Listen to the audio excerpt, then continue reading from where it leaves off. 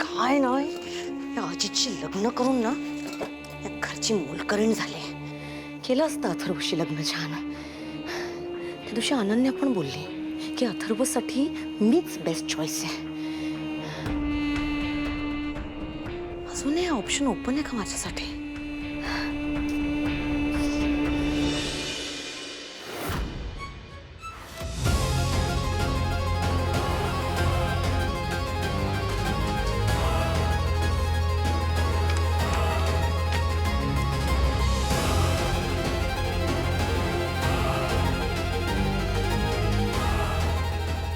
नकाशा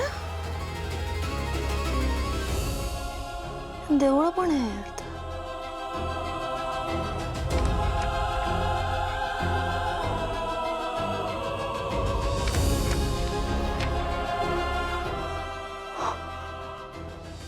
देवळं खजिन्याचा नकाशा आहे की काय?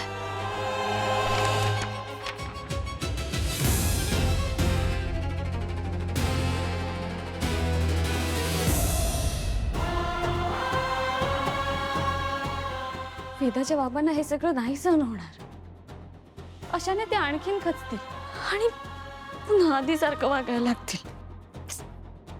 काय करायचं होतं? काय होऊन बसलंय? त्या मंदिराचा शोध घ्यायचाय, गोष्टीचा शेवट शोधून त्या चेटकिणीचा अंत करायचाय. पण आता सगळ्याच गोष्टी आपल्या हाताबाहेर चालल्यात.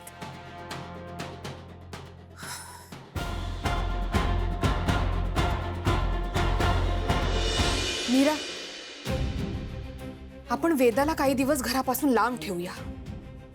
म्हणजे अगं बघ ना, वेदा आता कुणाचंच आणि काहीच ऐकण्याच्या मनस्थितीत नाहीये. अथर्वंनी मला मारलं असं वेदा कधीच बोलू शकत नाही. किंवा तुझ्याबद्दलही असं अचानक एवढा आकस निर्माण होण्यासारखं काहीच झालं नाहीये.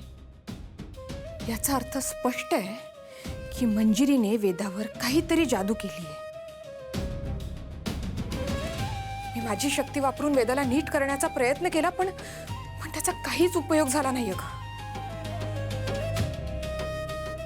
आता आपण काहीही केलं तरी वेदा कुणाचंच आणि काहीच ऐकणार नाहीये. आणि या गोष्टीचा अथर्वंना जास्त त्रास होईल. आपण वेदाला आपल्या ताब्यात ठेवूया. आपण वेदाला गायब करूया. काय गायब करूया? नाही नाही, वेदाच्या इच्छेविरुद्ध आपण काही केलं ना तर ते तिच्या जीवावर बेतण्यासारखे नाही. हा अगं मग तिला काय त्या मंजिरीजवळ ठेवायचंय का? मीरा, वेदाला लांब ठेवावंच लागेल. पण गायब करणं हाच एक उपाय नाहीये. मीरा, तुला कळत कसं नाहीये? हे बघ, आपल्याकडे खूप वेळ नाहीये. अगं वेदा जर या घरात राहिली तर मंजिरी तिचा वापर करून घेत राहणार. आपण असंच हातावर हात धरून बसून राहिलो ना तर खूप उशीर होईल. नाही, पण वेदाच्या असं इच्छेविरुद्ध तिला असं दूर करणं म्हणजे. मीरा, मी तिच्या काळजीपोटीच बोलतीये. तू जरा विचार कर ना. तू काय बोलतेस हे मला कळतंय. मी विचारही करते, पण माझी भीती पण समजून घे ना तू प्लीज.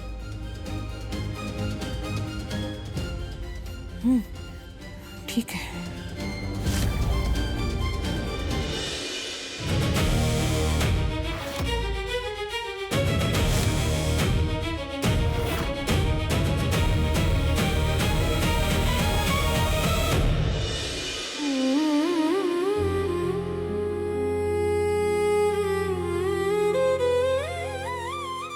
आणि आजपासून मी तुलाही बाबा म्हणणार नाही, कारण की तू माझ्या अंबिकाईला मारलंयस.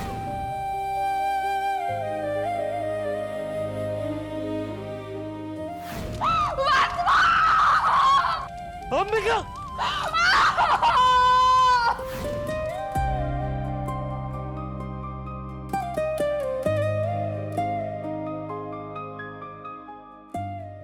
I'm sorry, Ambika. मी तुला वाचवू शकलो नाही. आणि आता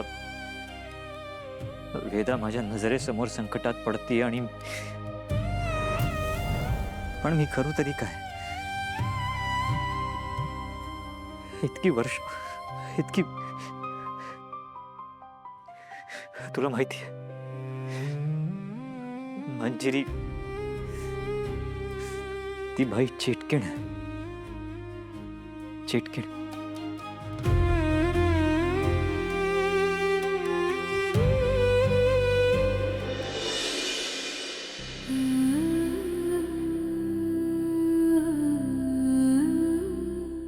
दादा,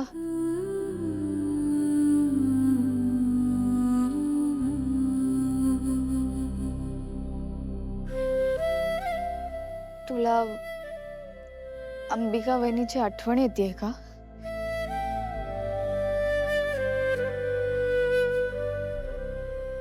ती आता असायला हवी होती. ती असती ना तर आपण सगळे खूप आनंदात असतो. ही परिस्थितीच आली नसती आपल्यावर.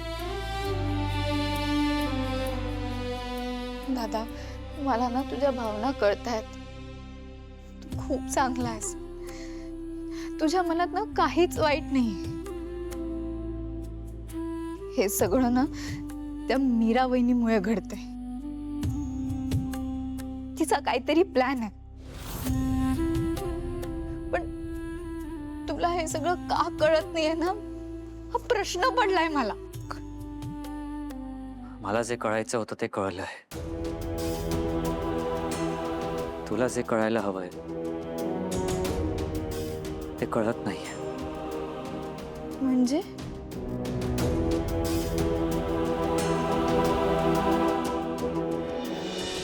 तुला अंबिकाची आठवण येते ना? हो दादा, ती असायला हवी होती आता. तुला माहितीये ती का नाही आज? कारण तिला मंजिरीने मारलंय. आणि ज्या दिवशी तुला हे कळेल ना, तू सुद्धा तिला आई म्हणणार नाही. सिरियसली दादा? आईने अंबिका वहिनीला मारलंय? दादा, तू होतास ना तिथे? आपण सगळे होतो ना? It was an accident.